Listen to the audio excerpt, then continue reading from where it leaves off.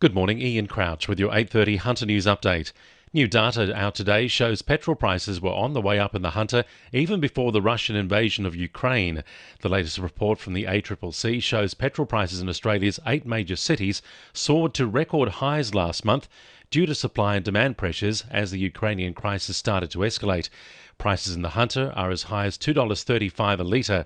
Even before the conflict, the Commission says prices were on the way up, driven by international oil price hikes. Data for the Hunter for the December quarter shows prices rose by 24% in Singleton, 18% in Muswellbrook and 6% in Newcastle. Police are searching for a man who committed an armed robbery on a Lake Macquarie takeaway store last night. The man in his 40s, who was wearing a flannelette hooded jumper and a surgical mask, casually walked up to the counter of the Subway store in Stenhouse Drive just after 7:30 and lifted his shirt to show he had a knife down his pants. The worker who served him handed over cash from the till and he walked off in the direction of the Cameron Park Industrial Estate.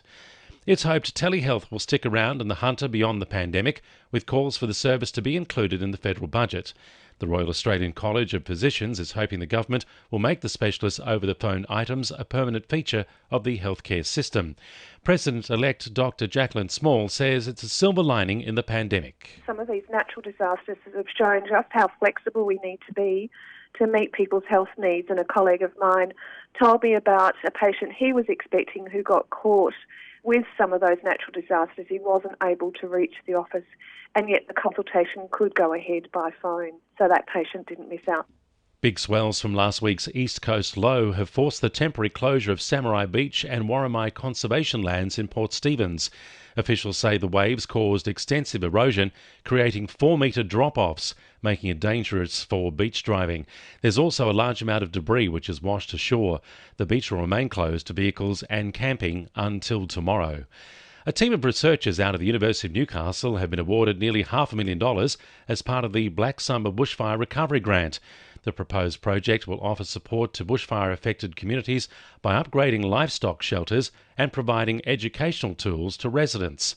Lead researcher Temitope Egbalakan says the program will assist in protecting Hunter communities from future bushfire damage. It also includes developing locally appropriate training programs and also developing a communication and awareness campaign among agricultural producers within the Hunter region, and it's going to be conducted within 9 LGs. That includes Cessnock, Maitland, Singleton, Dungan, Mid-Coast, Muswellbrook, Upper Hunter, Tarry, etc.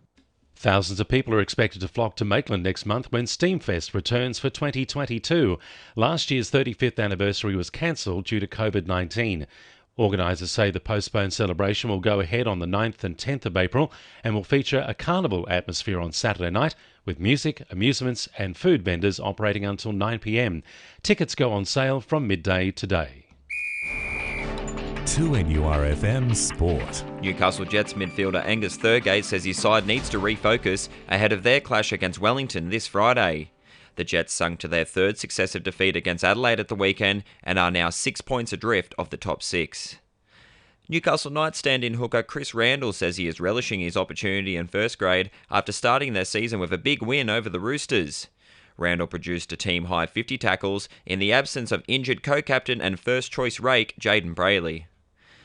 In golf, Newcastle's Ella Skaysbrook has continued her promising rise through the ranks after claiming TPS Junior Players Golf Series event.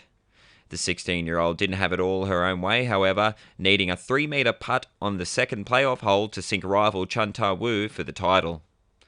And Newcastle triathlete Lorcan Redmond has claimed his first elite victory, securing the Mooloolaba Triathlon Oceania Cup. That's sport. I'm James Paris. And the winning numbers in Monday Lotto are 21, 33, 34, 37, 38 and 42, and the supplementaries are 20 and 29.